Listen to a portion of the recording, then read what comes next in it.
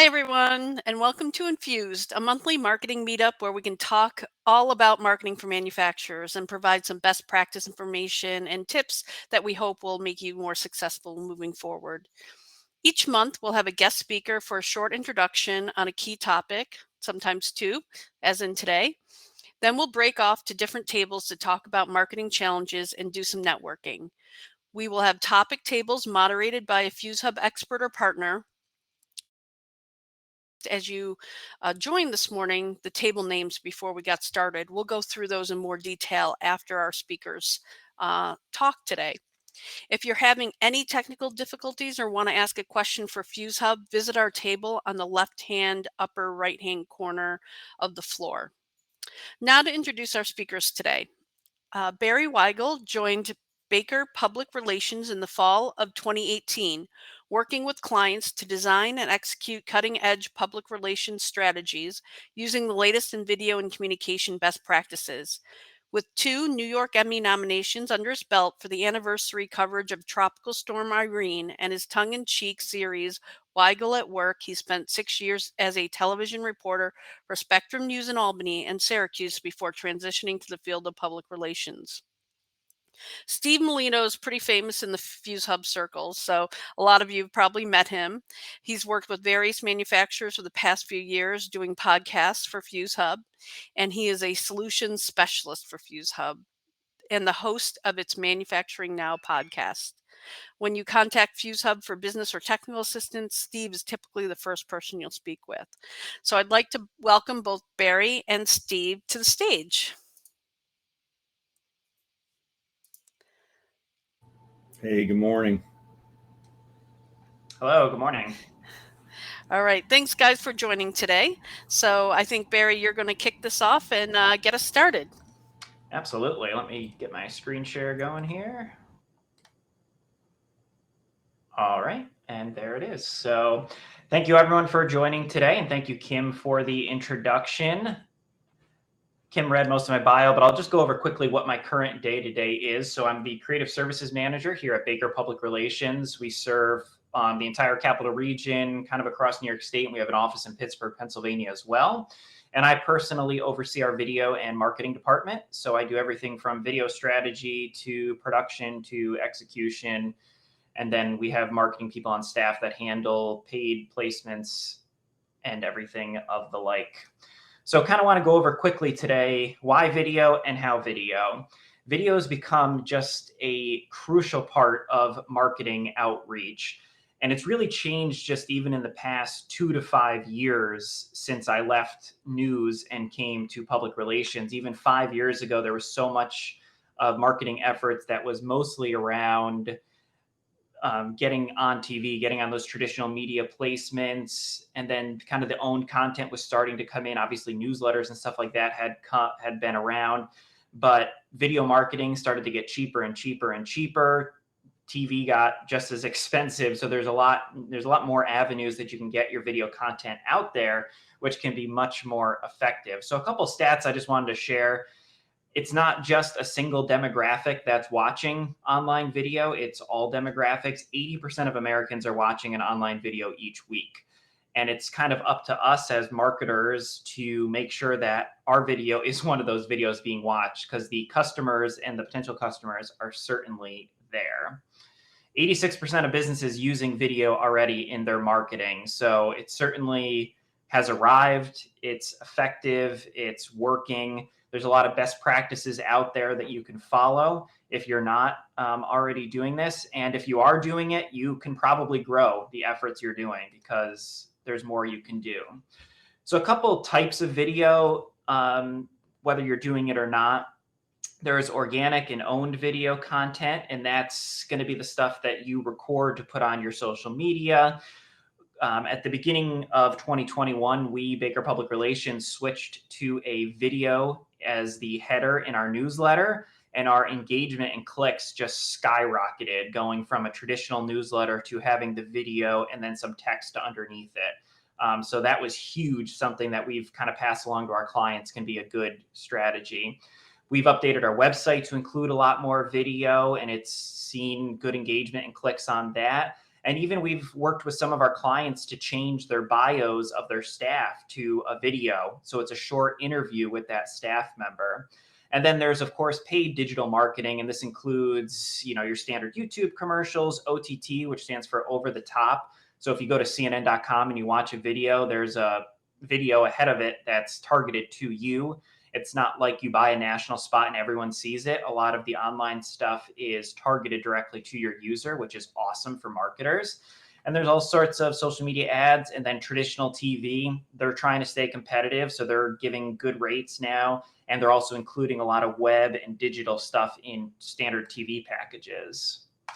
So whether you've never done video for your company or your brand, or you want to grow it, there's a lot of ways to start small, and you don't have to go out and buy a $25,000 camera and everything. You can start with literally just your iPhone. iPhones take amazing videos. The newer the phone, the better. You can edit them right on your phone. You can post them to social media, and that's a perfect way to just kind of start. And then you can kind of gauge the ROI, and if it's working, if it's connecting with your audiences, then there's little things that you can invest along the way to just keep upping your game. It's a small light, it's a this, it's a that, to continue to increase your quality. So a couple just quick ideas if you need them to do your first video. Product demos work well. Have one of your team members introduce one of your products. You could have a staff profile and just have your iPhone go up to it and say, hey, 5 questions for you real quick. And then behind the scenes content always does tremendously well on ours and our clients' social media. Anytime we can feature team members, that's the content that gets the best engagement. And I just wanted to say, don't be scared of paid marketing. As I said, the costs have come way down. It can be incredibly cost effective, especially if you're gauging it against, the old style big TV media buy. When you are looking to do a YouTube pre-roll or Facebook boosted, you can start with a pretty small budget, including the production costs, and you can start with an ad there. And if it works, you can increase your budget. If not, it's up to you as the marketer or the firm you're working with to kind of adjust. But there's just so many benefits in targeting people through paid marketing platforms. So I would encourage, if you've never explored what paid marketing could look like, that it's good to do it, because it can certainly be a good tool for you as well. So we're all gonna send our decks around, because I know this was very quick, but I certainly encourage ask questions if you have them about incorporating video into your marketing strategy, and I look forward to speaking with you. Toss it over to Kim and/or Steve. Hey, Barry, thank you for that. That was fantastic information. So I am going to share my screen as well.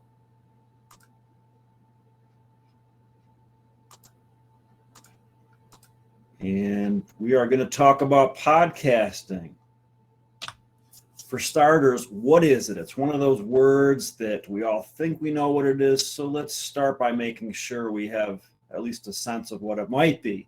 So podcast is actually a combination of words, iPod and broadcast. And if you remember from a few years ago, if you look over at the right-hand side of my screen, those little iPod shuffles, that was all the rage for a while at the gym, as you'd go and download your music from the internet on your computer. These were all new and exciting things, and then you could listen to them at your convenience. Well, podcasting is a similar type of format, except it's all about voice and really about storytelling. And so you typically download the podcast to a device, your computer or your phone, although increasingly some people just play them in their browser without going through some type of an intermediary software layer. The big thing about podcasting is, I would tell you, and these are not my words, these are from Seth Godin, who is a fantastic thinker overall. Podcasting is the new blogging. So just as blogging made it so that everybody could be a published author, podcasting makes it so that everybody can be a radio host. So you too can have your own show and perhaps fulfill that childhood dream. The status of podcasting video, it's complicated. I think they are beginning to combine in some ways. There are people that say I've got a podcast, and what they really have is a YouTube video of them talking, and that's fine. Not my place to say what is and what isn't a podcast, but just to sort of orient you to what the overall landscape is like. Listen, the big story is powerful, and voice is bigger than just podcasting, but let's keep it to digital audio. So this was the fastest growing form of media in 2020. No coincidence that this was also the COVID year, the year of social distancing and physical isolation. And there is something, I think, at this unique moment in time in history about the sound of a human voice, especially with earbuds. It creates this emotional connection that you just can't necessarily get anyplace else. The Washington Post called this phenomena the way to escape the monotony of pandemic life. And in the absence of water cooler conversations, especially when none of us were going into the office, you could see how that would be the case. Podcasting as well gives, certainly makes sense in the context of narrowcasting versus broadcasting. Now, on the earlier slide, I talked about podcasting makes you a broadcaster. Well, podcasting is also very much narrowcasting in the fact that you can have a podcast about almost anything and still have an audience. And that's a really beautiful thing about it. So look, you think you want to start podcasting, and I would certainly encourage you to do so. I have a lot of fun with it. Ask yourself some questions. Why do you want to do it? Is it brand awareness, thought leadership, just to have fun? You think it's cool, but have that conversation with yourself and some others. What's the podcast going to be about? Don't get so hung up on the name until you really know what it is you want to cover. And then you can have that whole conversation, hopefully with others, about how do we name this thing? Who's the host? Who's the editor?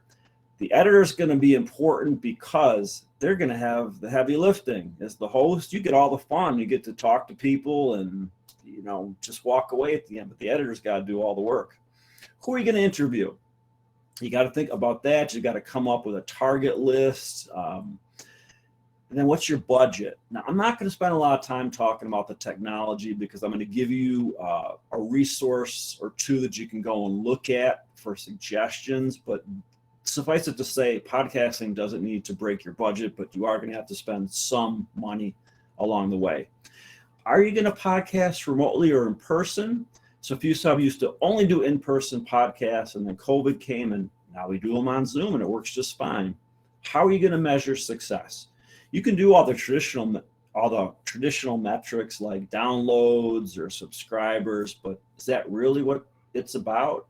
In the case of FuzeHub, for example, if there's a podcast and somebody comes through afterwards and says, I listened to it and I'm going to take you up on your advice and ask for help, then it was a successful podcast. How are you going to reuse the content? With everything we do with content, we can't just do it one time. There are always limitations on resources. So are you going to blog about your podcast? Are you going to have social media posts about your podcast? Whatever you want to do, just make sure that you do it. I'm going to give you some lessons learned from New York State Manufacturing Now, which, as Kim Lloyd mentioned, is the podcast that we do at FuzeHub. Reluctant guests. To be very blunt, they're just not worth it. I hope I don't get in trouble for saying that, but I just want you to have that bit of advice is if they don't want to do it, you're going to have a hard time scheduling anything with them and they're going to cancel. So it's best just to go on to somebody that's actually interested. Nervous guests are really not a problem. And what I found with Zoom is you can begin having a conversation and then all of a sudden you begin recording. And I'll tell people, if I've done my job correctly by warming you up, we're just going to have a conversation and you're not going to really think about the fact that you're being recorded. Questions versus themes. So historically, I've always given people a list of questions in writing. I think it gives them a certain peace of mind. I've seen other podcast hosts just say, tell me some things that you'd like to talk about. And then they come up with the questions and you're not really sure what you're going to get as a guest. So that might not be the best thing if you've got nervous guests. The hardest part, as I mentioned before, is going to be editing that process. You're going to have to figure out, am I going to learn to do this in-house or am I going to outsource this? And there are ways to outsource it and to do it pretty cost effectively, but it's going to take a while. The enemy of good enough is always perfect in the search for perfection. And you can't control everything that's going to happen during a podcast, just like during this talk, there's a chance that my 3 dogs are going to bark. There's just nothing I can do about it except make the best of it if it happens. Intros and outros, you might want to think about recording them in advance. This might be something that we try differently even in 2022 with FuzeHub, because I find that if I'm talking to somebody and then all of a sudden I go into my intro, they get nervous all over again because now they know it's time to go on stage, and maybe that's not going to sit well with them. So there's something when you talk and it's recorded and you do a podcast, you're just not going to like about yourself. And Martha Stewart knows what it is, and it's got nothing to do with stock or being in jail. It's got everything to do with the sound of your voice. People, for whatever reason, there have been studies about this, don't like the sound of their own voice, and that's going to include you. I have to listen to every podcast after it's recorded to make sure that it's suitable for publication. Every time I hear my voice, I cringe, but that's just part of the job. So I'm going to give you some resources to go and look at. You know, I could tell you all this stuff, but it's on the web and they do a better job than I do. So go to these links. It'll tell you what you need to record podcasts and then what you need to do to share them. That's another important thing. And it's sort of a fragmented distribution channel system at this point. So finally, would you like to be a podcast guest? So if you're a manufacturer or if you're a startup, FuzeHub has some availability in its 2022 podcast schedule. If you're thinking about having your own podcast, it might be worthwhile to try it out first and see how it feels and see if you like it. So if this is something you're interested in, shoot me an email.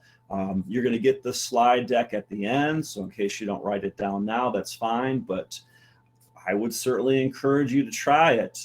Podcasting, the whole concept of digital audio is growing, and I hope that you can be part of it. So happy to answer your questions when we get to the tables afterwards.